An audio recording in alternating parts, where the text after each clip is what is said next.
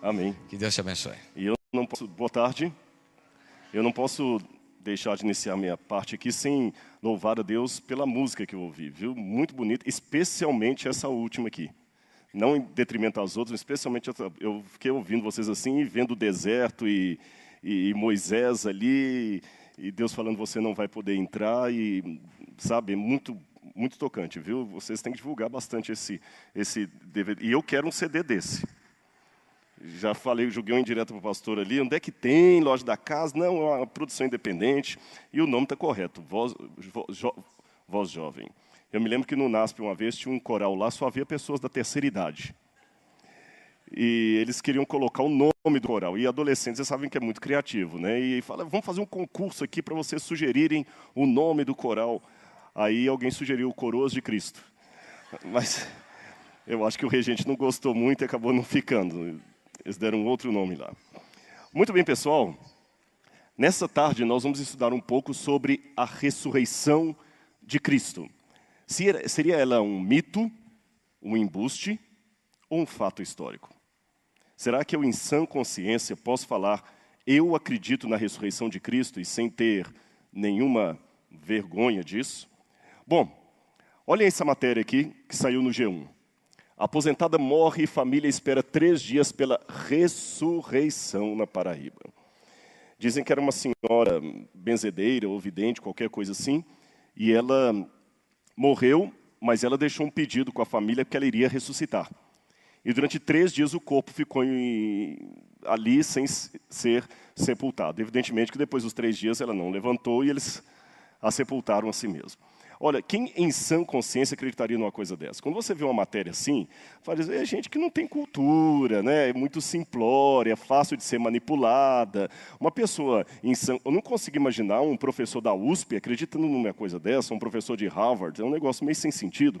Porém, se nós olharmos assim, grosso modo, parece que a nossa crença na ressurreição de Jesus é algo parecido com isso. Por que eu estou rindo desse caso aqui? Mas acredito que um judeu, há mais ou menos 2000 anos, morreu literalmente, durante 3 dias, contagem inclusiva, não deram 72 horas, e depois ressuscitou, ainda foi de carne e osso para o céu, sabendo que no espaço sideral o corpo não pode sobreviver sem um equipamento adequado. Na verdade, hoje, a ressurreição de Cristo tem dado tanta vergonha para alguns acreditarem nessa doutrina, que, pasmem com o que eu vou dizer para vocês, está crescendo o número de teólogos, especialmente pastores evangélicos, que não acreditam mais na doutrina da ressurreição física, corpórea, real e histórica de Jesus. Eu vou mostrar 2 matérias publicadas na Time. Uma delas, inclusive, foi uma reprodução da PrayNet Newsletter, de novembro de 1998. É uma pesquisa antiga, mas os resultados são válidos e assustadores. Jeffrey Hadden entrevistou 7.400 ministros protestantes. E ele descobriu que, dependendo da filiação religiosa de cada ministro, a percentagem daqueles que não acreditavam na ressurreição de Cristo era de 13% a 51%.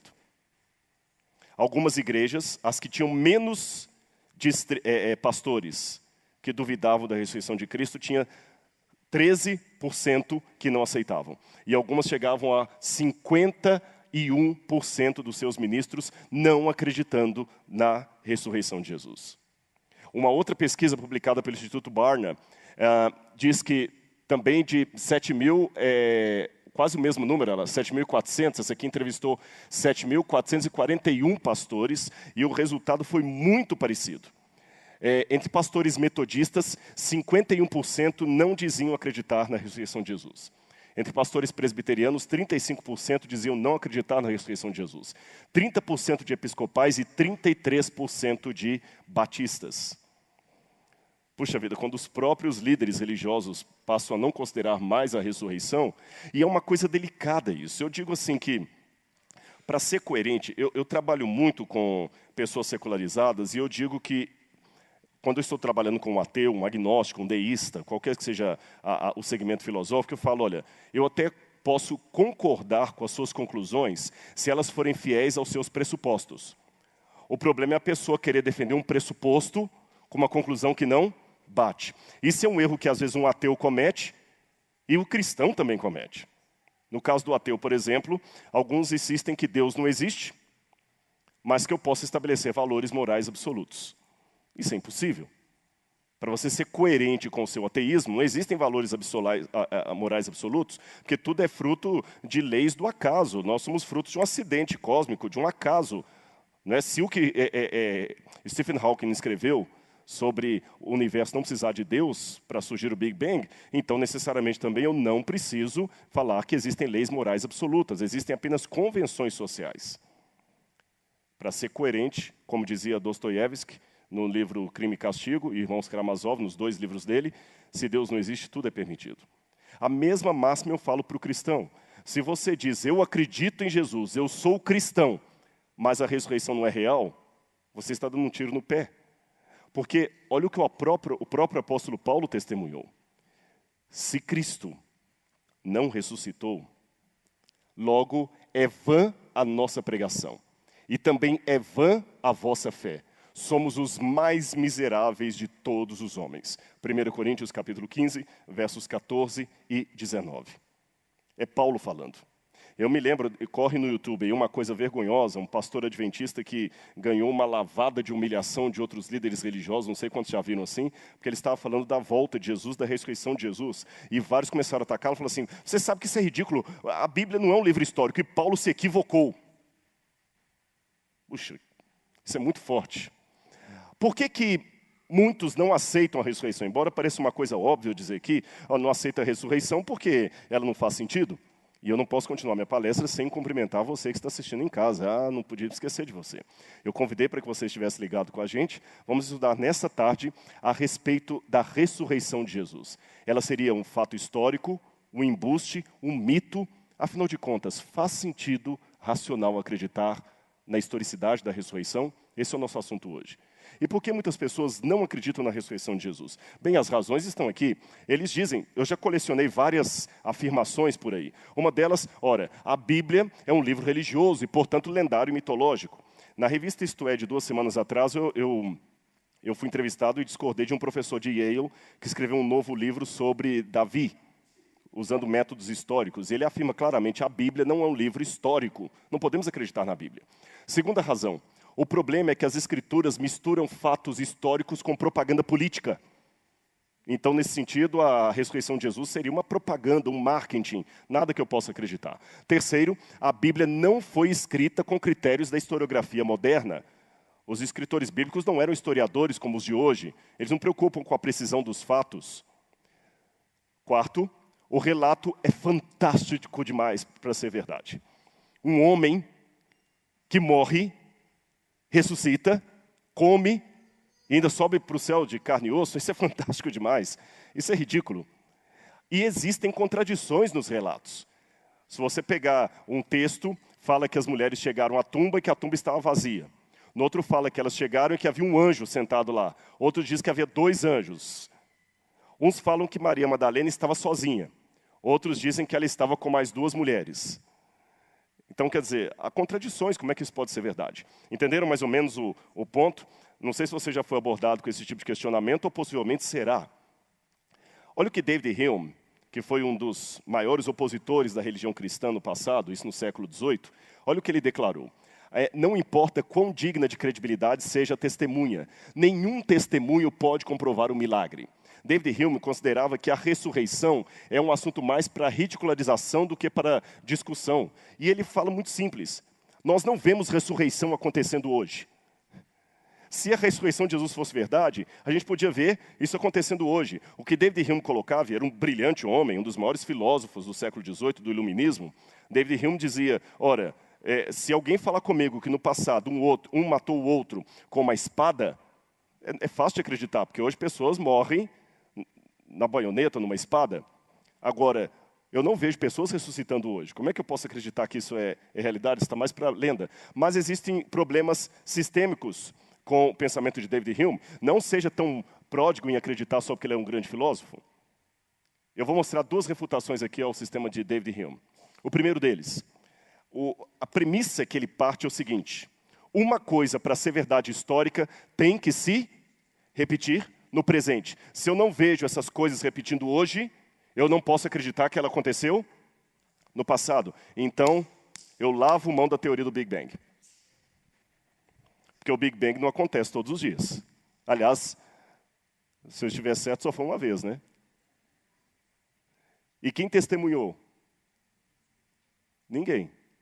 Então, se eu pegar o critério de David Hume, eu não vou acreditar na teoria do Big Bang. Então, por que eu acredito no Big Bang, mesmo sem eu ter testemunhado e sem a coisa repetir hoje? Porque faz sentido quando você olha os resultados de hoje com uma hipótese, no caso aí já seria uma teoria, né, mais hipótese, que tem a graduação, do que pode ter acontecido no passado. Tá certo? O que pode ter acontecido é isso aqui, é uma explicação razoável. Então, David Hume já começa errado por aí. O segundo grande erro de David Hume foi apresentado por John Ehrman no livro A Falha Objetiva de Hume. Esse sujeito é um professor de filosofia e lógica. Eu não vou tentar reproduzir para vocês todo o livro dele aqui, porque é muito árduo. Não é porque vocês não têm capacidade, é porque até eu tenho dificuldade de explicar. Eu lembro quando eu fiz filosofia, as duas matérias mais difíceis que eu tive foi Lógica 1 e Lógica 2. Lógica 2 é quando você pega todo um problema filosófico e transforma em equação. Você entendeu? Então, é mais ou menos assim. Ele pegou o argumento de Hume, e a matemática é uma linguagem. Matemática não é uma ciência. Mas é uma linguagem que você consegue, através dela, ver a lógica de um pronunciamento filosófico ou não. Eu consigo pegar o seu livro e colocar numa lógica, só repetir tudo para ver se realmente fecha a questão. Quais são as maiores possibilidades de uma teoria ou de outra. Então, o que Ehrman falou? O argumento que ele usa, ele pega o trabalho de David Hume e usa a teoria de Bayes para poder prová-lo. Então, ele coloca ali as letras. B é o conhecimento de mundo, background. E a evidência específica que nós temos sobre a ressurreição de Jesus. A tumba vazia, as aparições, pós-mortem, etc. R, a ressurreição de Jesus. Então, usando essas três definições, é possível que se calcule as probabilidades matemáticas de David Hume estar certo ou errado com o que ele falou da ressurreição. PR e R barra B e E significa a probabilidade de R é verdadeira, dado que B e E são verdadeiros. Ou seja, é verdade que a ressurreição aconteceu. Por quê?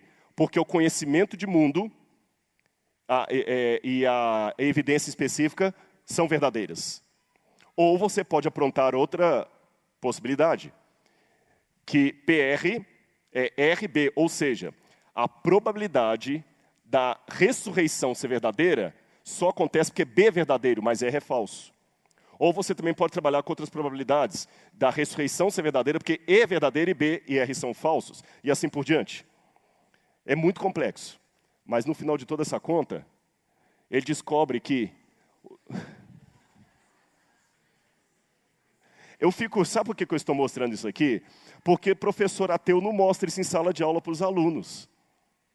Faz parecer que crente é coisa besta.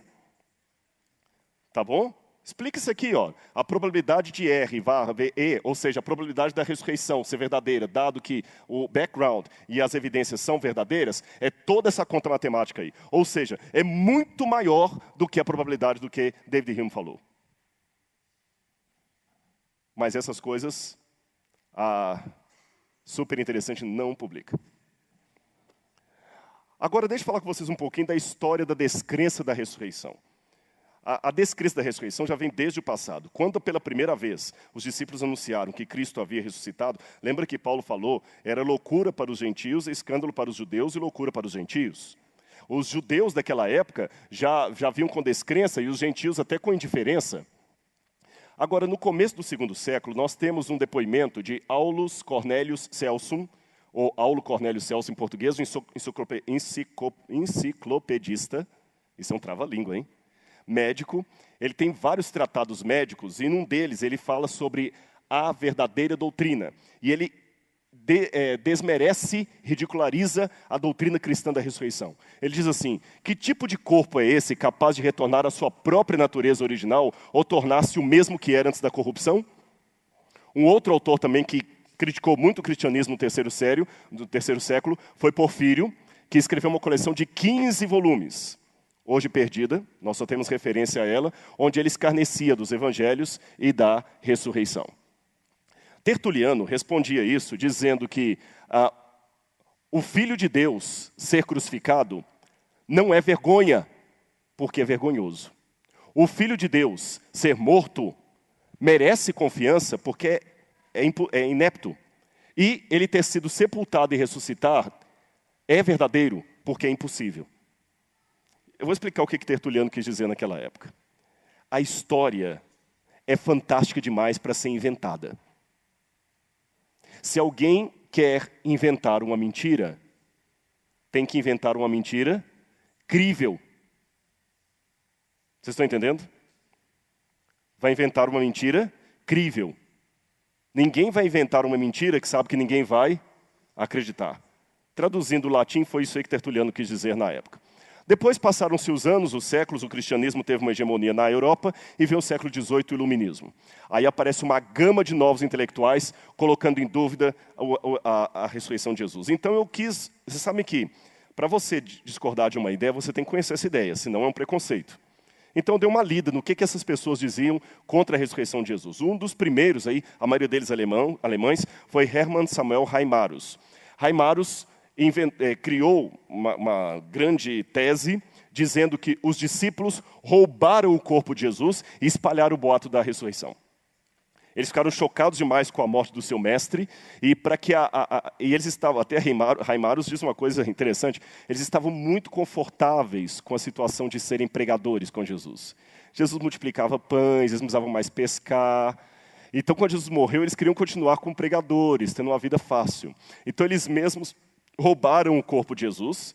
Reimarus acha que aquela história lá que falaram que o corpo de Jesus foi roubado, que é verdadeira, que os discípulos roubaram o corpo de Jesus e propagaram o boato da ressurreição para ganho próprio. Depois veio outro intelectual, Friedrich Schleiermacher. Friedrich Schleiermacher, também alemão, ele dizia que, na verdade, não tem nada de roubo. Jesus não morreu de fato. Jesus desmaiou na cruz, teve um momento assim de desmaio, de coma profundo, e depois ele voltou à tona, dando a impressão que tinha ressuscitado. Depois vieram outros intelectuais, como David Strauss e Ernest Renan. Ambos diziam que os judeus, os discípulos de Cristo, tiveram visões subjetivas ou alucinações. Já era uma outra teoria. Os apóstolos não eram charlatães, eram ingênuos.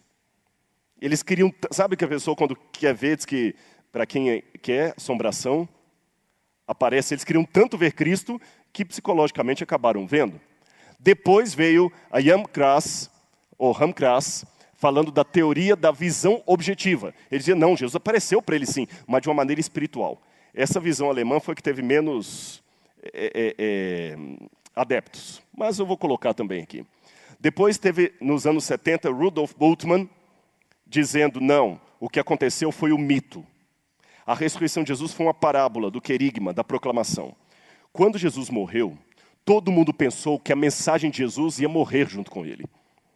Mas, para surpresa de todos, depois da morte de Jesus, é que os discípulos pregaram com mais força aquilo que ele ensinou. É como se ele houvesse ressuscitado através da proclamação do querigma dos apóstolos. Então, quando eles falam da ressurreição de Jesus, é uma grande parábola para dizer que a mensagem dele não morreu com ele como seus inimigos queriam.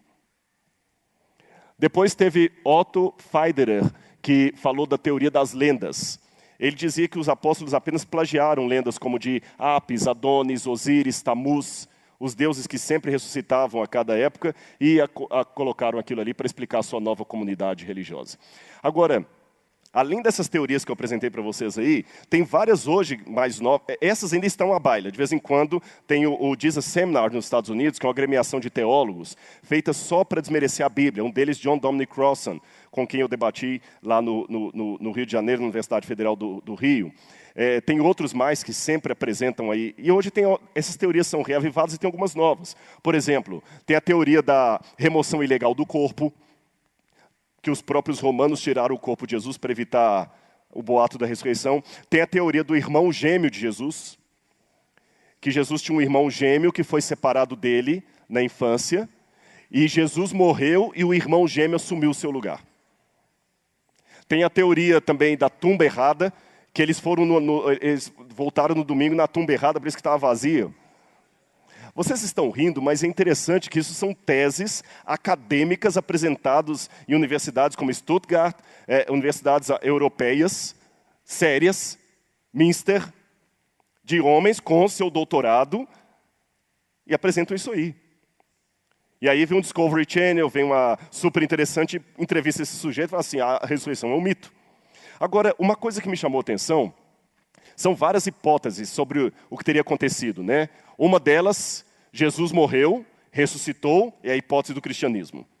Outras dizem, não, Jesus não ressuscitou, ele morreu, mas não ressuscitou. Então o que aconteceu? Letra A, os discípulos estavam enganados, sofreram uma alucinação coletiva. Ou letra B, os discípulos eram criadores de mitos, a versão mitológica. Ou letra C, os discípulos eram enganadores, a teoria da conspiração. Ou então uma outra hipótese, Jesus não morreu, apenas desmaiou. Ou foi trocado, sei lá. Agora, vejam bem, o primeiro ponto que eu observo, eu ainda não estou defendendo, eu estou primeiro colocando as acusações. Eu não sei se tem advogado aqui, mas primeiro o que você tem que fazer? Você tem que pegar a acusação e depois você vai desmontando a tese do outro. Eu apresentei primeiro a tese dos oponentes, que não aceitam a ressurreição de Jesus. A primeira observação que eu faço, queridos, nessas teses, é que os críticos não se entendem. Nenhum desses que eu vou citar aqui acredita em Jesus como Salvador da humanidade, o que ressuscitou. São ateus, ou agnósticos, ou céticos. Mas um debate contra o outro. Por exemplo, se eu pegar no passado, Schleiermacher e Heinrich Paulus atacavam a teoria da visão. Strauss é sempre lembrado como aquele que acabou com a teoria do desmaio. Então eles mesmos ficam brigando entre si. E me chama a atenção que James Dunn concluiu que as interpretações alternativas dos dados falham em prover uma explicação mais satisfatória. Outra questão também, o filósofo Stephen Davis concorda com essa crítica. Ele fala, somos incapazes de exaltar uma história coerente e plausível que relate pelas evidências à mão. Todas as hipóteses alternativas com as quais eu estou familiarizado são historicamente fracas. Algumas são tão fracas que desmoronam com seu próprio peso uma vez ditas. As teorias alternativas que têm sido propostas não são somente fracas, mas são muitíssimo fracas ao explicar as evidências históricas disponíveis. Ou seja, se essa historinha que eu tenho aqui, de Jesus ressuscitado, é uma coisa ridícula, eu não precisaria de tantas hipóteses para desmentir e explicar o que está aqui. Concorda comigo? Bastaria uma. Tese fraca, você refuta com só um argumento. Quando tem um monte de teoria para tentar explicar o que aconteceu, que não aceite aquela... É porque a ideia original não é tão fraca assim. Mas tudo bem. Como nós podemos estar seguros, então, Rodrigo, que não é um mito? Já que você falou que são tantas hipóteses e nenhuma delas consegue satisfatoriamente explicar o que ocorreu, como eu posso acreditar que não é um mito? O primeiro erro que as pessoas cometem quando vão falar da ressurreição é pensar que eu vou praticar um tipo de CSI Jerusalém. Sabe, coisa forense mesmo, eu vou lá com a lupa, procurar o DNA, algum vestígio, uma pena da asa do anjo que abriu o túmulo, uma fotografia. Gente, não é assim que se estuda história. Tá, então não é com método laboratorial? Lógico que não é método laboratorial. História não se repete, não dá para você observar em microscópio. Não dá para ver espectro de história. É fato único, não dá para aplicar as leis de Bacon, nem de Stuart Mill. Não é elemento falseável para lembrar de Popper. Eu tenho que usar outros critérios científicos para a história que não sejam aqueles laboratoriais. Mas alguém pergunta, então peraí, um cientista que está acostumado com laboratório, com método laboratorial, se eu tivesse um cientista aqui puro, ele pode acreditar na ressurreição? Mas é claro que sim. Mas como se você falou que não pode ser comprovado por um método laboratorial? E eu pergunto, quem diz que o método laboratorial é o único para explicar a realidade, ou é o único que dá conta de todas as realidades? Há realidades que não passam pelo método laboratorial. Por exemplo, um cientista pode crer nisso? Claro. Pode um cientista crer que a música de Schubert é linda? Sim ou não? Com base em quê? Não dá para examinar em laboratório a beleza? Como é que eu vou analisar beleza em laboratório? Não entendi? É simetria, mas é subjetivo. Como é que você vai, entendeu? Medir, porque uns podem achar Schubert lindo, outros não. Você pode falar assim, a simetria é bonito, mas o máximo que você pode dizer é simétrico, não que é lindo. Entendeu meu ponto? Você pode falar é simétrico, mas é lindo? Como é que um cientista pode ter certeza que seu filho o ama? Então o cientista não pode ter certeza que o filho o ama, porque isso não é passível de... Essa investigação não é própria da ciência físico-natural, mas sim da história. E fatos históricos, como eu falei, têm que ser examinados com outro critério. Quando você vai fazer uma tese de mestrado ou doutorado, uma das coisas mais importantes, você está fazendo doutorado, sabe disso, uma das coisas mais importantes é qual o seu método. Eu, quando estou orientando uma tese, a primeira coisa que eu bato no orientando é o seguinte, escuta, cadê o método? Enquanto você não apresentar qual o seu método, não dá para ler o seu trabalho. E cada tipo de pesquisa tem um método diferente. Qual que é o método que eu vou aplicar em história? Outra questão, outro erro que se comete é achar que os antigos não sabiam escrever história. Isso é um preconceito. Não, a Bíblia é um livro antigo, não foi escrito com as características de um historiador. Espera aí, a história como ciência surge do século XVIII, XIX para cá. Quer dizer, então, que os antigos não sabiam escrever história? Isso é ridículo.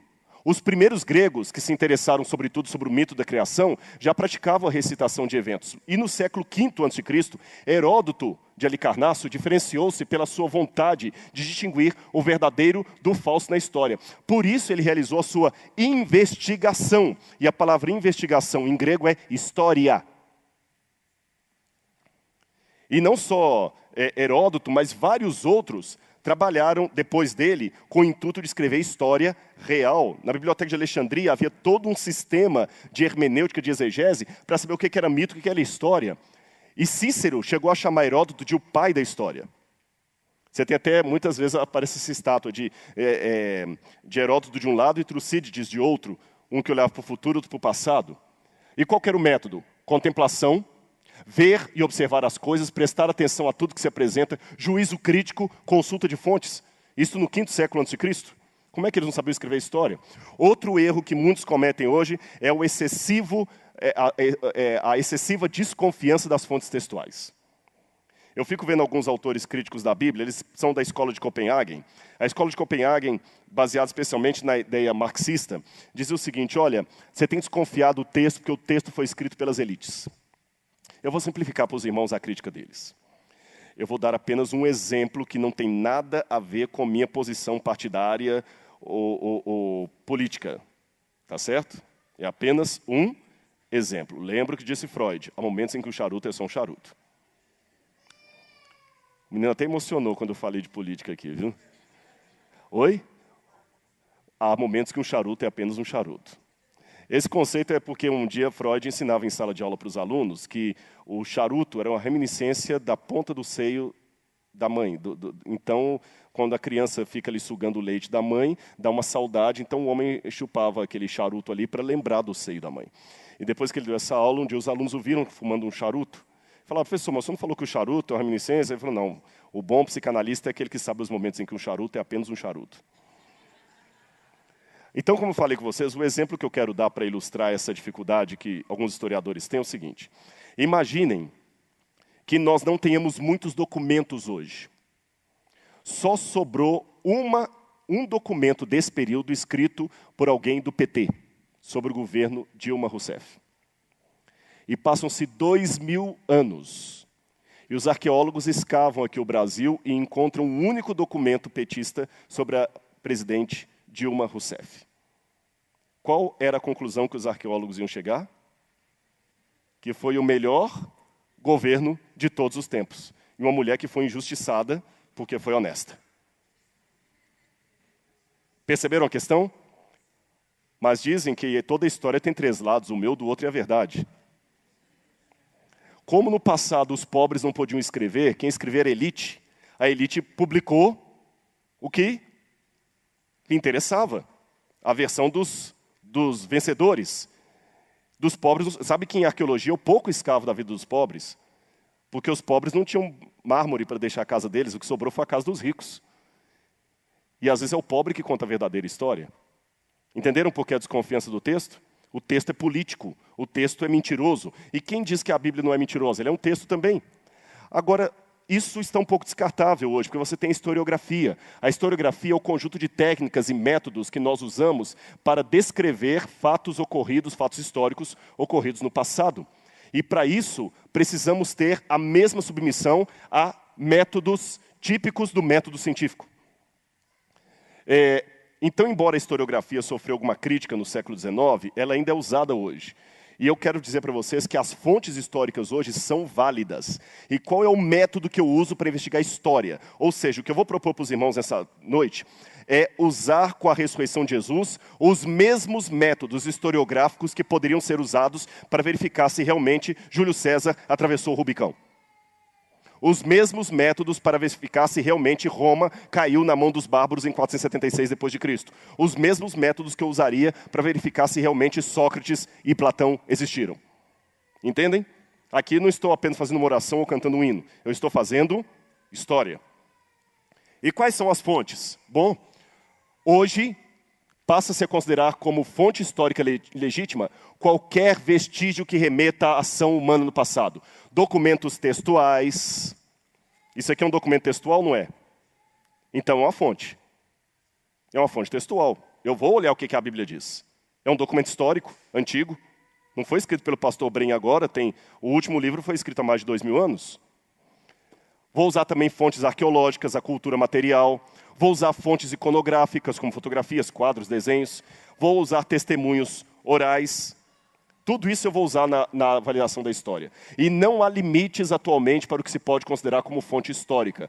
Por isso mesmo se prioriza no meio acadêmico a utilização desse termo, uma vez que ele dá sentido a questões mais amplas que são incorporadas pela expressão documento histórico. Então vamos analisar o texto. O texto é confiável? Olha, o documento, só para você ver que eu estou usando um método realmente acadêmico, aqui não é um momento de fé, o documento não é mais visto como uma prova. Isso aqui não é a prova da ressurreição. O documento não é visto como prova, mas como o quê? O meio em que o historiador reabre o passado e constrói os dados necessários à prova de suas hipóteses que corresponderiam aos problemas postos ligados à sua experiência do presente. Tá bom? Isso é uma obra clássica de história. Então, o que é que eu vou pegar? Esse texto que a Bíblia falou sobre a ressurreição e avaliá-lo com o conceito crítico da história. Nós temos aí o período da história positivista, marxista e a escola de análise, que é uma escola francesa que nós podemos usar hoje. Bom, e se a história é ciência, ela também tem que ser o seu método. E como é que a gente justifica historicamente fatos do passado para saber que ocorreram? Eu vou citar aqui o livro de Macaulay, que é um professor de Cambridge, que ele diz que como é que você sabe que um evento histórico aconteceu? Primeira coisa, a afirmação. Juntamente com outras declarações já realizadas, para ser verdade, ela deve implicar ainda em outras declarações que descrevem os dados atuais. Quando digo atuais, eu digo daquela época. Eu tenho que ter uma pluralidade de testemunhas. Não basta ser uma só. Outro critério, ela tem que ter um grande escopo explanatório. E o Evangelho tem. Ele explica por que o túmulo foi encontrado vazio, por que os discípulos viam aparições de Jesus após a morte. Ela tem que ter um poder extraordinário. A Bíblia tem. Ela explica por que o corpo de Jesus se fora, porque as pessoas viram Jesus vivo várias vezes. Ela tem que ser plausível em razão do contexto histórico. E lógico, a própria vida e a reivindicação de Jesus, dizendo eu sou Deus, é plausível com a possível ressurreição dele. Ela não é ad hoc nem inventada, ela requer somente uma hipótese a mais. Que Deus existe. Se Deus existe, a ressurreição é possível. Sexto, de acordo com esse autor, uma coisa para ser histórica, ele só fala da história. Quem está colocando as observações de ressurreição ali sou eu, viu? Ela tem que estar de acordo com as crenças estabelecidas. Alguém, opa, então aí falhou. Porque as crenças estabelecidas são que ninguém ressuscita. Mas está de acordo com as crenças estabelecidas. A crença estabelecida é que ninguém ressuscita de maneira natural. Mas a ressurreição de Jesus não foi algo natural, e sim sobrenatural, inédito, único. Então está dentro das crenças. Mais um detalhe, ela supera muito qualquer de suas hipóteses rivais no cumprimento das condições 1 a 5. E como eu vou mostrar para vocês, a hipótese da ressurreição é melhor do que todas as outras. Outros argumentos que eu vou usar aqui para analisar o texto é de Warner Wallace, J. Warner Wallace. Quem que é esse camarada? Ele, durante mais de 30 anos, foi ateu e perito em investigação policial. Criminalista. Com mestrado em criminalística. E ele era especializado em validar ou invalidar testemunhos verdadeiros de depoentes, ou falsos. E ele um dia resolveu usar todos os critérios de investigação criminalística que ele conhecia nos evangelhos. Entenderam o que ele fez? Como ateu, ele pegou todo o expertise dele de investigativo, de juiz investigativo, e aplicou o testemunho dos evangelhos. Sabe o que aconteceu? Deixou de ser ateu e começou a acreditar na ressurreição. Não foi um camarada que veio à igreja e o pastor Brenha pregou bonito e na hora ele ficou emocionado e veio à frente. Não. Ele apenas usou aquilo que ele sabia como ateu. Como desmascarar uma testemunha falsa. Bom, primeira coisa que eu faço para dizer que realmente o relato procede. A primeira prova. Jesus de fato estava morto. E por que eu sei que Jesus estava morto? Olha o que diz Tácito, historiador romano do primeiro século que não era cristão. Nero apresentou como culpados e condenou à tortura aqueles odiados por sua própria torpeza, a quem a população chama de cristãos. Tal nome vem de Cristo, que no principado de Tibério e nas mãos de Pôncio Pilatos sofreu a pena máxima. Quando Tácito, um historiador romano, que não era judeu, não era cristão, diz que Cristo, no governo de Tibério, sofreu a pena máxima, ele não estava fazendo declaração de fé, ele estava afirmando que Jesus, de fato, morreu. Porque a pena máxima dos romanos era a crucifixão. E se ele sofreu, é porque ele morreu. E ele continua dizendo, reprimida na ocasião essa execrável superstição, fez-se novamente irromper não somente na Judeia, berço daquele mal, mas também em Roma. Por que ele fala dessa superstição? O texto latim de Tácito me dá a entender que depois da crucifixão houve alguma coisa extraordinária que as pessoas começaram a falar. Por isso que ele falou de superstição. Então eu tenho aqui um depoimento de um historiador romano do primeiro século, contemporâneo, que afirma que Jesus morreu e que depois da sua morte alguma coisa fantástica começou a ser proclamada. Acompanharam o raciocínio? Vamos continuar. Outro historiador, Flávio Josefo, judeu não cristão.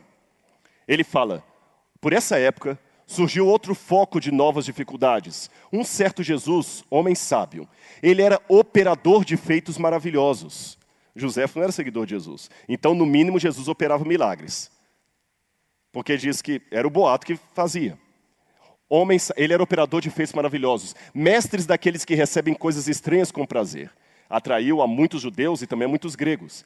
Este homem era o assim chamado Cristo. José não está falando que ele acreditava que ele era o Cristo. Ele era chamado de Cristo. E quando Pilatos o condenara à crucifixão, mediante acusações feitas pelos principais líderes dos judeus, aqueles que o haviam amado desde o começo não o abandonaram, pois lhes apareceu, segundo diziam, vivo outra vez no terceiro dia. Então, o boato de que Jesus havia aparecido rodou. Esse texto de José é tão fantástico que muitos críticos falam, não, isso aqui é uma interpolação cristã. Com base em quê? Porque todos os manuscritos de José que nós conhecemos têm esse texto. Até a tradução em árabe. Como é que pode ser uma interpolação?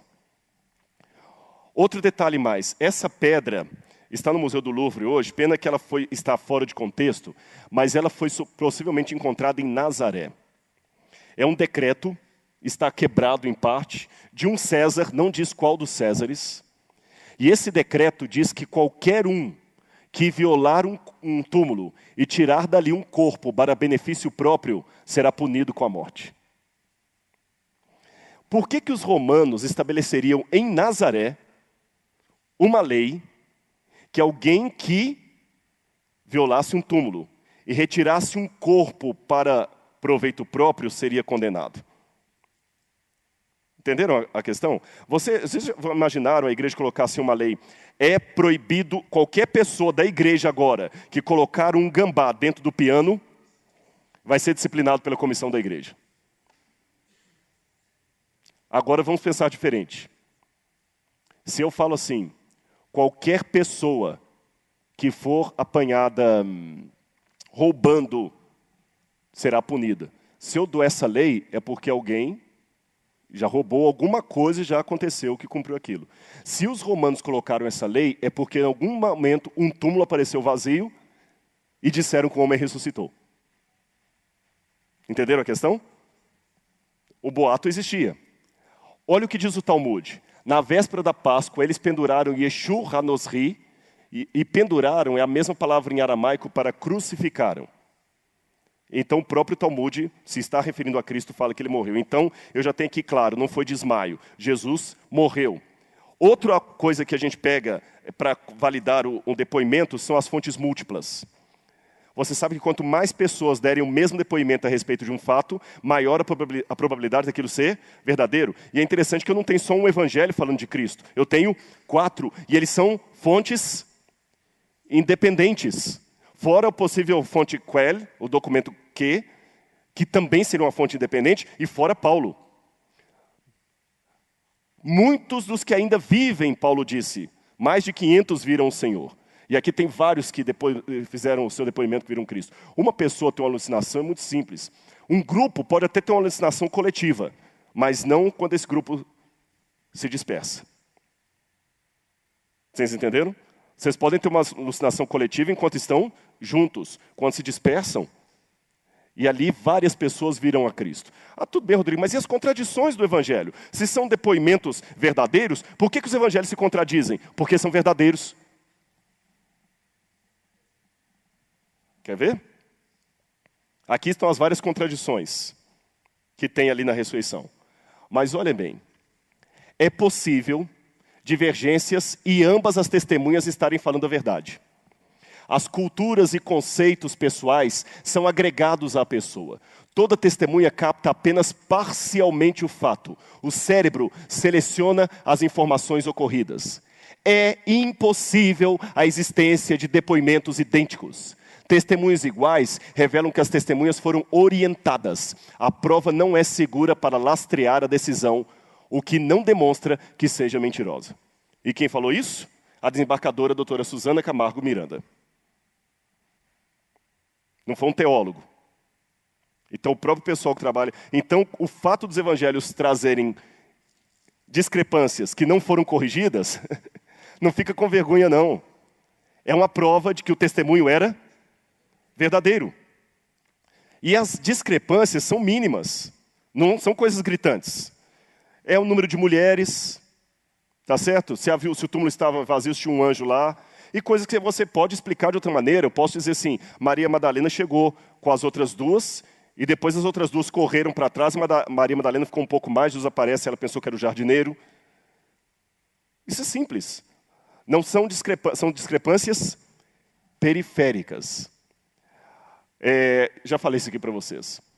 Questões psicológicas. Quando a pessoa está predisposta, você sabe que se eu estiver falando para um auditório de pessoas que estão desempregadas, com problema na família, problema financeiro, emocional, se eu tiver um bom apelo homilético, eu posso fazer você deixar de sentir uma dor. Vocês sabem que há muitas pessoas que podem manipular um público com isso. É só você estar predisposto àquilo. Tem um programa lá da Europa chamado Brain Rocker, que é um camarada que ele pega a pessoa, um ilusionista, e ele faz você falar o que ele quer. Por exemplo, ele fala assim, pensa no número de 1 a 10, mas olha para mim, pensa no número de 1 a 10. 7, aí ele pega aqui, 7, o número que está aqui. Ele te induziu a falar o 7. Ele fala que até a propaganda faz isso, porque você já está predisposto. Então, será que os apóstolos não estavam predispostos à ressurreição, por isso que viram, estavam enganados? Lembra a questão da alucinação coletiva? Não, não faz sentido. Nenhum deles estavam predispostos. Se você olhar os evangelhos, nenhum deles entendeu a ressurreição até que ela aconteceu. Quando Maria Madalena foi ao túmulo e viu o túmulo vazio, ela não pensou, ele ressuscitou. O que ela pensou? Levaram o corpo. Quando Jesus aparece e ela pensa que é o jardineiro, ela pensa, Senhor, onde é que o Senhor colocou o corpo do meu Senhor que eu vou lá buscar? Tomé falou assim, eu só acredito se eu vir. Não havia predisposição mental para a ressurreição de Jesus. Aliás, na doutrina judaica do primeiro século, você não conhece nenhum autor judeu que ensinasse que o Messias ia ressuscitar daquele jeito. Eu sei que tem uma pedra que eles falam do filho de José, que haveria ressuscitar, mas aquilo ali é uma outra coisa. Mas nas crenças judaicas não havia essa predisposição. Eles falavam de uma ressurreição coletiva no final dos tempos, mas não de uma pessoa ressuscitando agora. Assim, até mesmo o crítico cético do Novo Testamento, Gerd Lüdermann, concluiu: pode ser tomado como historicamente certo que Pedro e os discípulos tiveram experiências após a morte de Jesus, nas quais Jesus apareceu a eles como Cristo ressuscitado. É um crítico que está falando, que é um cético. Agora, até Jessa Verns também e Paul Meyer, professor de História da Universidade de Western Michigan, ambos concluíram: eles, de fato, tiveram alguma experiência com Cristo ressuscitado. Ambos, esses autores, não acreditam na ressurreição. Isso é um detalhe curioso. Nem Jessa Verns, nem Maia, nenhum dos dois acreditam na ressurreição de Jesus. Mas quando eles pegam um texto, avaliando à luz da história, com métodos do historiador, e não com método leigo, ele fala: não, olha, eu não sei explicar o que aconteceu, mas eles viram Jesus depois da crucifixão. Entenderam? Eles são honestos bastante para isso. Pinchas Lapid, que era um judeu ortodoxo, que não acredita que Jesus é o Messias, ele, aliás, foi inclusive cônsul israelense na Itália, ele já escreveu mais de 30 livros, e um deles foi sobre a ressurreição. E sem negar as suas tradições judaicas, ou se converter ao judaísmo, ao cristianismo, olha o que esse judeu afirmou: eu entendo, com base em minhas pesquisas, que a ressurreição de Jesus não foi uma invenção da comunidade dos discípulos, mas um evento real. Quando um bando de temerosos apóstolos poderiam repentinamente transformar numa só noite, numa confidente sociedade missionária, nenhuma visão ou alucinação, eu acrescentaria nenhum mito, poderia explicar a transformação tão revolucionária. E é um rabino que chegou a essa conclusão. E questões investigativas. Vamos olhar mais uma vez o texto. Em princípio, a tumba vazia não era evidência de nada. Eu já falei que Maria chegou, viu a tumba vazia e não pensou que ele tinha ressuscitado. De que maneira, então, a tumba vazia deu uma ideia que Cristo havia ressuscitado? Vamos ver primeiro aqui. A Bíblia fala, Evangelho de João. Vamos abrir a Bíblia no Evangelho de João.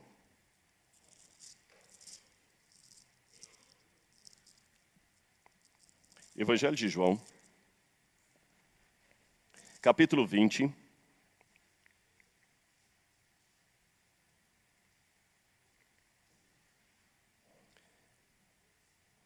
Evangelho de João, capítulo 20, versículo 1 em diante.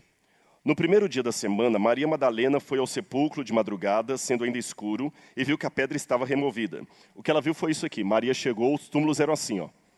Isso aqui tudo estava tapado, viu? É só um recorte na pedra para facilitar o desenho. Você vê que a pedra é pesada. E quando ela olhou, ela viu que o túmulo estava vazio, porque daqui de fora dá para você olhar, lá dentro o túmulo ficava de um jeito que daqui dá para ver. Então correu e foi ter com Simão Pedro e com o outro discípulo a quem o Senhor amava, e disse-lhes: tiraram do sepulcro o Senhor e não sabemos onde o puseram. Ela falou: olha, ele ressuscitou. Ambos correram juntos, mas o outro discípulo correu mais depressa que Pedro, e chegou primeiro ao sepulcro. E baixando-se, viu os lençóis de linho, todavia não entrou. Aí Pedro, seguindo, chegou, entrou no sepulcro e também viu os lençóis. Então Maria Madalena veio, viu a pedra removida, ficou com medo e voltou. Contou para João e Pedro. Pedro veio, João correu na frente, João chegou, olhou daqui, viu os túmulos, os lençóis lá dentro também, e não entrou. Pedro chegou atrás dele e entrou. Agora, olhem como está no grego a forma, como é que eu diria, investigativa com que isso é descrito e que na tradução se perde. Olha o que diz aqui nos versos 5 a 7. E, baixando-se, viu. Tá certo? Versos 5 a 7. Aquele baixando-se viu, como é que traz aqui na tradução? Verso 5. E baixando-se viu os lenços de linho, todavia não entraram. Quemeina tá otônia, os lenços de linho, e todavia não entrou. Quando diz baixando viu, diz que Pedro baixou e só olhou. Mas olha o que diz no verso seguinte. Verso 6. Então Simão Pedro, seguindo, entrou no sepulcro, ele também viu os lençóis. Só que no grego está diferente. Lá fala assim, olha, eu coloquei de vermelho. Mesmo que você não saiba grego, você pode ver que a palavra ver está bem diferente ali, ó. Blepei, aquela segunda palavra, é ver. Mas aqui aparece teorei. O que é teorei? Blepei é ver de olhar, igual eu estou olhando para vocês. Sabe o que é teorei? De onde vem a palavra teorema? Ver de examinar, investigar. A tradução perdeu isso aí. Ele examinou Pedro, ele tateou. E continuando, diz o verso 7, e o lenço que estivera sobre a cabeça de Jesus, e que não estava com os lençóis, mas deixado no lugar à parte. Esse lenço é chamado de sudário. Então o sudário não é aquele pano todo que está lá em Turim, não. O sudário era apenas o lenço que ficava na cabeça.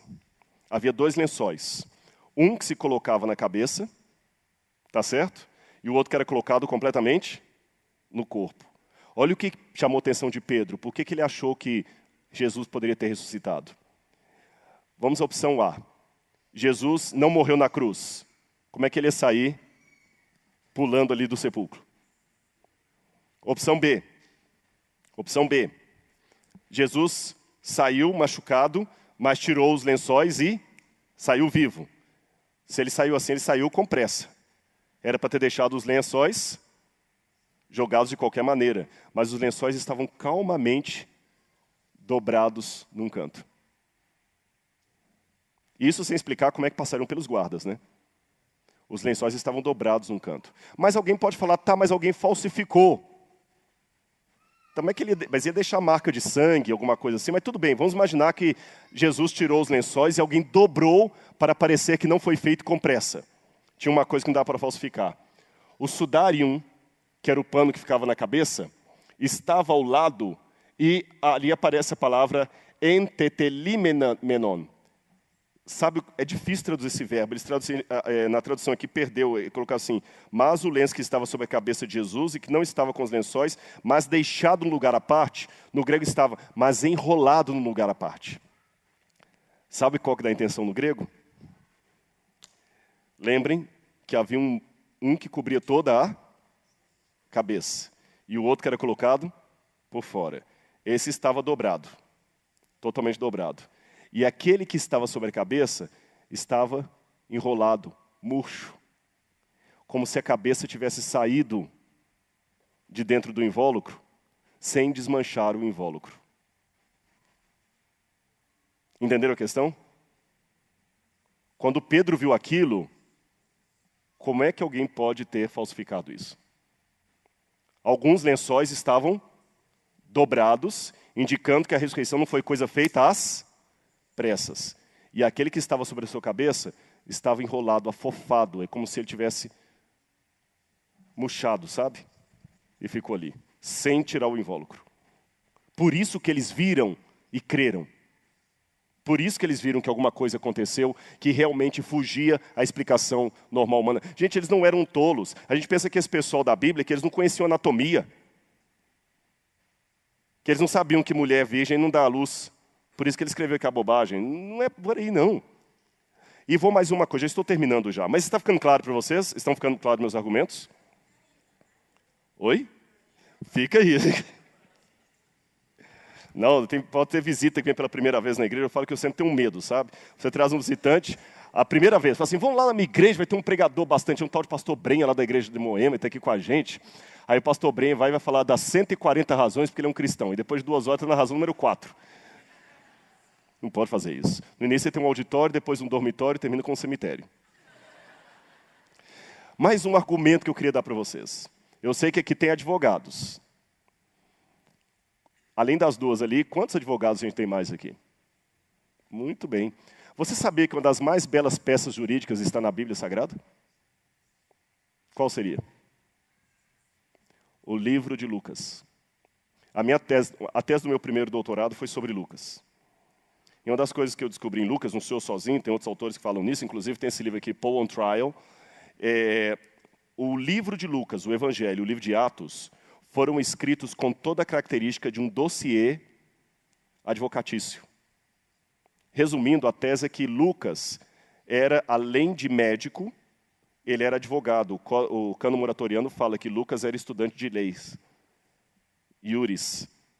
E ele escreve, quer ver eu mostrar para você, inclusive esse livro aqui fala de Lucas como advogado. William Ramsay era um cético, um dos maiores especialistas em história romana, que foi estudar o Evangelho de Lucas para discriminar a Bíblia. E depois de estudar Lucas, sabe qual a conclusão que ele chegou? Lucas é um historiador de primeira categoria. Não apenas são as suas declarações de fato e de confiança, mas ele é possuidor do verdadeiro sentido histórico. Em suma, esse autor deve ser colocado junto com os maiores historiadores. E Lucas dá muitas referências históricas, datas, locais, nomes. E quando você pega a estrutura dele, você vê que é uma estrutura legal. E olha o que disse Hamilton, professor de História Antiga na Universidade de Bristol. Ele afirmou que quando se refere a aspectos da lei e o governo romano, os historiadores antigos têm considerado como fontes confiáveis. E para Sherwin White, um dos maiores eruditos em história romana, a confirmação da historicidade de Atos dos Apóstolos é abundante e qualquer tentativa de negá-la é absurda. Vou mostrar a vocês alguns exemplos que provam que Lucas escreveu uma peça jurídica, uma peça. Quando ele escreve, o grego dele é muito parecido com o grego dos advogados quando iam... Sabe que muitos advogados não escreviam em latim. Escreviam em grego. Cícero falou que algumas coisas preferia ler em grego, porque se fosse em latim, os gregos não iam ter o trabalho de ler. Ele, quando escreve, ele fala assim: tendo, pois, empreendido por em ordem a narração dos fatos que entre nós se cumpriram, segundo nos transmitiram os que presenciaram desde o princípio, que foram testemunhas, ministros da palavra, pareceu-me também a mim conveniente descrevê-los a ti, ó excelente Teófilo. Esse excelente Teófilo é um pronome de tratamento em grego. Crites Teófilos. É como se falasse assim, meritíssimo. Então foi usado num tribunal. E o método que Lucas usa é o mesmo de outros advogados. Sabe como é que no passado eles faziam uma defesa jurídica? Eles, por exemplo, as vidas paralelas, Plutarco falou das vidas paralelas. Plutarco tem esse método que eu vou citar aqui. Dionísio de Alicarnasso também tem esse método. Olha como é que eles faziam uma peça no passado. Vamos supor que, permita-me, doutora Raquel, usá-la como exemplo aqui, apenas ilustrativo. Suponhamos que eu tivesse, apenas uma ilustração, a capacidade de ser um advogado de defesa da doutora Raquel. E suponhamos que a doutora Raquel está sendo condenada por causa das ideias dela. Ela escreveu o livro, alguém está condenando que o livro dela é ruim, etc, etc, etc, etc. Aí eu pego e pego assim com as pessoas: tudo bem, vocês estão condenando essa escritora. Deixe-me dizer, eu quero contar para vocês uma história. A história de Cora Coralina. Cora Coralina, quando começou a escrever os seus poemas, foi muito criticada. Ela era uma mulher que tinha uma vida assim, assim, assim. Ela lutou assim, assim, assim. Tinha esse alvo de vida. Essa filosofia de vida. E por isso Cora Coralina venceu. E hoje nós temos vergonha daqueles que não a respeitaram. Hoje o nome Cora Coralina é uma pessoa respeitável. E nós sabemos que o que fizeram com ela no passado, quando a rejeitaram, foi uma grande injustiça. Pois deixe-me dizer que a minha cliente tem os mesmos princípios de vida, as mesmas filosofias e o mesmo comportamento de Cora Coralina. Se vocês então condenarem essa mulher hoje, vocês estão repetindo o erro do passado. Entenderam o argumento que eles faziam? E o que Lucas faz? Exatamente isso. Ele mostra primeiro a vida de Jesus. E mostra como é que foi um erro jurídico a condenação de Jesus. Depois, no livro de Atos, ele mostra a vida de quem? De Paulo. E fala, pois é, Paulo é o que é porque ele segue a Jesus. Se foi um erro jurídico condenar Jesus, não pratique o mesmo erro condenando Paulo. Agora, tudo isso eu estou contando, eu podia dar... Isso é todo um trabalho para provar que Lucas é uma peça jurídica, mas só para chegar nesse ponto. Lucas, um homem erudito, ia ser estúpido, porque ele escreve, o grego dele é clássico. Lucas ia ser estúpido de colocar numa peça jurídica uma história de ressurreição, se não fosse verdade. Então, quando eu falo assim, é absurdo demais para ser verdadeiro, eu digo pelo contrário, por ser absurdo demais, é verdadeiro. Lembra a frase de Tertuliano? Porque jamais um advogado em sã consciência ia colocar aquilo numa peça jurídica se não fosse verdade. E o testemunho deles também é despretensioso. Tanto é que, quem são as primeiras pessoas que veem o Cristo ressuscitado? Mulheres. Especialmente uma de vida duvidosa, chamada Maria Madalena. Quem são os primeiros a dar o depoimento que ele ressuscitou? Quem são? Mulheres. Flávio Josefo dizia o seguinte: não permita que evidências sejam aceitas através das mulheres por causa de sua leviandade e da temeridade do seu sexo. O machismo da época não permitia que depoimentos de mulheres fossem aceitos. Eu pergunto, se os discípulos estivessem inventando uma história, jamais eles colocariam mulheres sendo as primeiras testemunhas oculares da ressurreição. Mas foi tão verdadeiro que eles contaram como foi e não como deveria ser politicamente correto. E quanto tempo demora para formar um mito? Quanto tempo? O historiador Shevin White, que eu já mencionei para vocês, fez um estudo em Heródoto e ele diz que 2 gerações não são suficientes para cristalizar um mito ou mudar uma história. Qualquer mito tem que ter pelo menos 3 ou 4 gerações entre o fato e o mito para que morra aquela primeira geração das testemunhas oculares. Vocês entenderam? Por exemplo, se eu contar um mito para vocês aqui, que uma pessoa, num dia que o pastor Bulhão estava pregando aqui, que o demônio pegou uma menina e que ela pulou 3 bancos para cá. Para que isso vire uma lenda e todo mundo comece a acreditar nisso, tem que morrer pelo menos umas 4 gerações. Porque basta um vivo dessa e falar, mentira, eu estive lá, não aconteceu nada disso. Então, para que um mito se cristalize, tem que passar pelo menos umas 3 gerações, 2 não são suficientes. Se a ressurreição foi um mito, ela está muito perto do evento. Vocês entendem? Olha o que aconteceu. Paulo, em Tessalonicenses, ele cita uma tradição, e Tessalonicenses foi escrita no ano 49. Paulo cita uma tradição cristã de quando ele se converteu. Paulo se converteu no ano 33. Jesus morreu no ano 31. O hiato é apenas de 2 anos. 2 anos é muito pouco para inventar uma história da ressurreição, porque era fácil as pessoas desmentirem. Em várias passagens de Paulo que são antigas, Paulo menciona hinos cristãos da época do comecinho ali. E mesmo que alguns queiram colocar os evangelhos mais tardios, lá no ano 50, no ano 60, é pouco o tempo entre a morte de Jesus e os primeiros relatos da ressurreição. O tempo é muito curto para uma lenda pegar corpo, vocês entenderam? Para uma criança ir para o exército, ela tem que ter pelo menos 18 anos entre o nascimento dela e a vida adulta. Um mito também, para se cristalizar, ele não forma automaticamente. Tem que ter um hiato entre o evento e o mito para você poder mentir sem ser desmentido. E ali, os depoimentos da ressurreição estão muito próximos. Agora, a ressurreição depois virou um mito, porque todas as histórias tendem a ser modificadas? Claro que sim.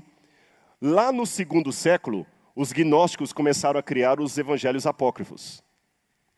Esses que contam coisas extraordinárias, que Jesus, por exemplo, quando era criancinha, um dia estava brincando com os passarinhos lá, e os pais de Jesus vieram reclamar com Jesus, porque ele matou uma criança, ele bateu palma e os passarinhos saíram voando. Mas esses evangelhos, eles sim são mitológicos, foram escritos depois de mais de 100 anos da morte de Jesus. Mas os evangelhos que temos na Bíblia têm um espaço muito curto entre o evento e o relato. Mais um detalhe, seria uma propaganda, como alguns falam? Não foi uma propaganda.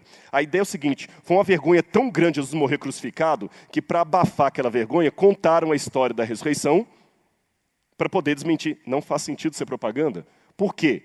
Eles dizem que Jesus foi colocado no túmulo de José de Arimateia. José de Arimateia era o quê? Judeu. E o que os primeiros cristãos tinham mais horror era o quê? Do judaísmo.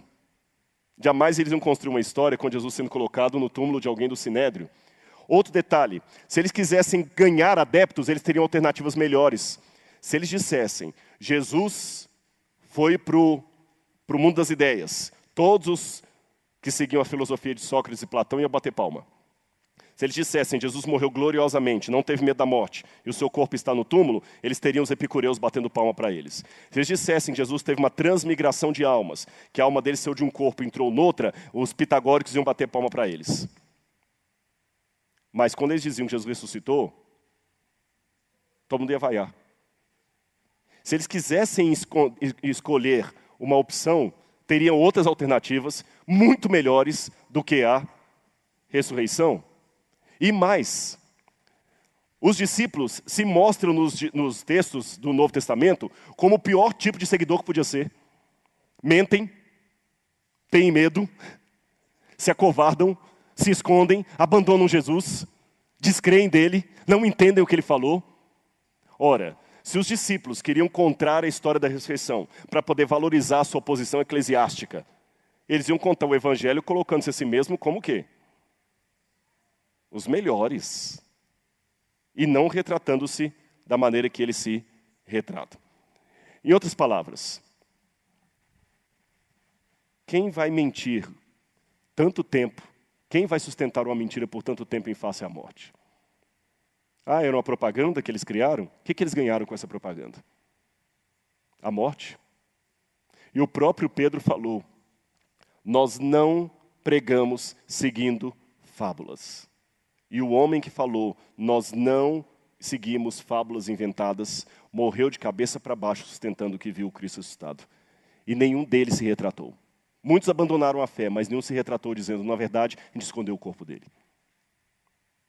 Pessoal, todos esses critérios que eu coloquei aqui de maneira racional, se eu usar critérios da história, me apontam que esse depoimento aqui é histórico e verdadeiro. E se você acha isso pouco, saiba que eu usei os mesmos critérios que eu usaria para avaliar qualquer livro da história antiga. Ele ressuscitou. A gente pode acreditar nisso. E nós não seguimos fábulas. Por isso eles tiveram coragem de morrer por aquilo que eles acreditavam. Eu não conheço ninguém que em sã consciência daria a sua vida por sua interpretação de Shakespeare. Mas as pessoas têm coragem de dar a sua vida por sua interpretação da mensagem de Jesus. É porque essa faz algo que as histórias de Shakespeare não conseguem fazer. É porque essa história é verdadeira que você coloca um livro de José Saramago na cadeia e dificilmente um preso largará as drogas porque leram o Ensaio da Cegueira de José Saramago. Aliás, você quer acabar com um debate com o ateu, é simples. Pegue Richard Dawkins, qualquer um que escreveu aí, Deus não é grande, como Christopher Hitchens, Deus um delírio, e fale assim, olha, nós vamos debater, mas eu vou colocar no auditório 50 pessoas que foram transformadas para melhor pela pregação do Evangelho. 50 ex-viciados, ex-prostitutas, ex-depressivos, e você leve 50 pessoas também que deixaram as drogas, a prostituição, porque leram Deus um delírio. Não haverá debate. Essa história, que parece fantástica demais para ser verdade, é verdade, porque é fantástica demais e transforma vidas. E que você possa ter um encontro com Cristo ressuscitado, porque Ele morreu e ressuscitou. Portanto, não é vã a nossa fé. Que Deus abençoe a cada um de vocês. Muito obrigado. O Grosso Junto vai cantar mais uma música e depois nós vamos fazer a oração final.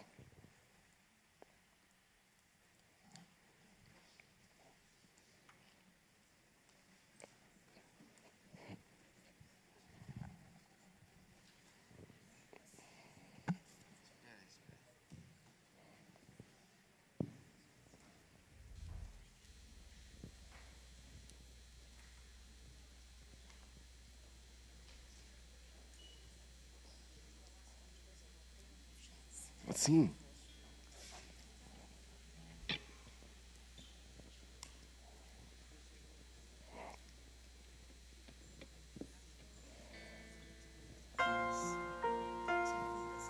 Alô. Não posso falar.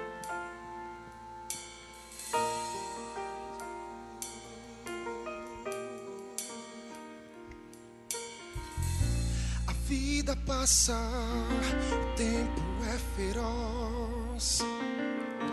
E a cada dia eu tento ouvir sua voz. Em minhas preces eu peço a direção, mas muitas vezes eu sigo a minha intuição. Estou cansado de nadar contra a maré.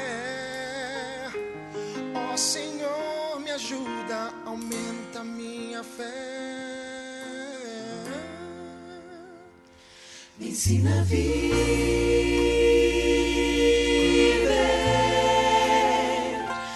ensina a confiar.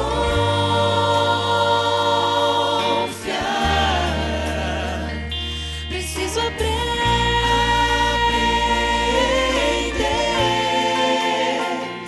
que tudo é possível se eu acreditar em ti, meu bom Deus.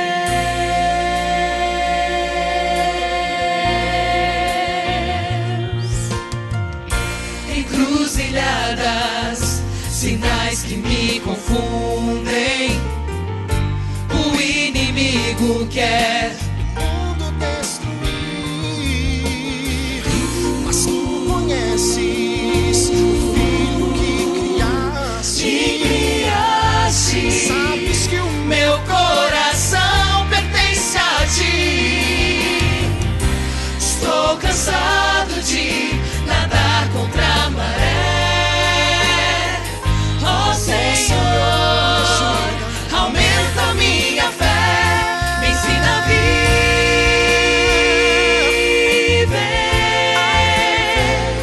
me ensina a confiar.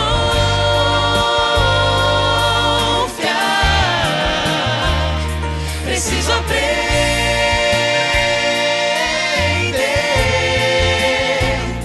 que tudo é possível se eu acreditar em ti, meu bom Deus,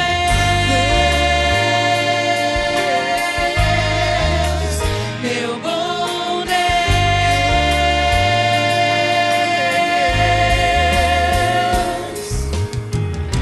E mesmo que eu ande em meio à escuridão, seguirei confiante no Deus da minha salvação. me ensina a viver, me ensina a confiar.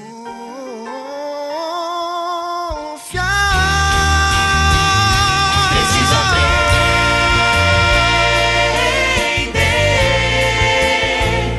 que tudo é possível se eu acreditar em ti. Me ensina a viver, me ensina a confiar.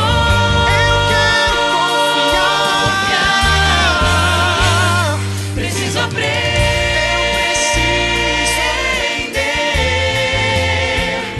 que tudo é possível se eu acreditar em ti, meu bom Deus.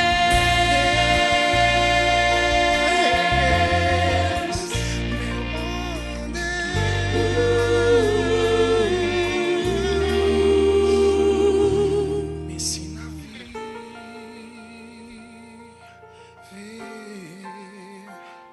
me ensina a confiar.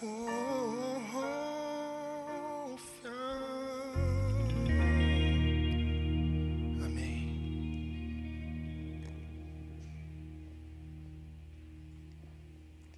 Obrigado. Antes da oração final, nós queremos, de maneira muito especial, agradecer, Rodrigo, pela tua participação conosco hoje. Foi uma bênção. Obrigado mesmo. Quero já deixar, assim, alinhado com vocês. Dia 6 de agosto, o professor Rodrigo estará conosco novamente. Será um sábado muito especial. Nós vamos continuar alguns assuntos aí importantes. Então, da ABAMO também, não lembro. Ele estará num dos encontros da ABAMO também, que é um encontro especial de arqueologia que temos aqui, uma associação brasileira de arqueologia do Mediterrâneo Oriental, liderado aí pelo... É no dia 3 de setembro. 3 de setembro. Eu sou no seu horário, é dia 3 de Ok, setembro. então vamos tê-lo aí, agosto e 3 de setembro. agosto, 3 de setembro. Muito bem. Será um privilégio tê-lo aqui conosco, tá certo? Queridos, muito obrigado pela presença de vocês. Amanhã temos o terceiro tema da nossa série Caminhando nos Passos do Mestre. Eu sei que você vai ter aí a sua comemoração especial do Dia das Mamães. Vamos ter aí a pedalada da esperança amanhã às 8h30. Enfim, os jovens, adultos, crianças, idosos, todos convocados aí para virem aí com a sua bike. Pode alugar aqui no Parque das Bicicletas, sem nenhum problema. Vai ser muito bom. E eu espero que você participe e se envolva aí nas grandes atividades que teremos aí nessa semana e no próximo sábado, se Deus quiser. Amém. Vamos ficar em pé. O professor Rodrigo nos Oremos, então. despedirá em oração. Obrigado, querido Pai, pelo teu amor E obrigado porque teu Filho, Jesus, rasgou a dimensão do tempo, veio até a nossa existência, tomou a nossa natureza, enfrentou as nossas dores, desceu aos nossos infernos, mas ressuscitou ao terceiro dia e subiu ao céu. E se a ressurreição é verdade, todo mais é verdade. A promessa da volta é verdadeira. Dá-nos a tua paz, Senhor. Ajuda-nos a repousar em ti. Em nome de Jesus. Amém, Senhor. Agradecemos aqueles que nos assistiram aí pela TV Moema. Você pode rever todo o conteúdo das palestras da manhã e da tarde no nosso canal oficial YouTube, Yas de Moema.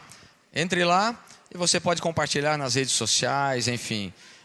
Esse é um material disponível para você, com todo carinho, e está livre aí para você usá-lo da maneira que você achar melhor. Que Deus te abençoe e uma boa semana para todos. Fique com Deus. Tchau, tchau. Obrigado.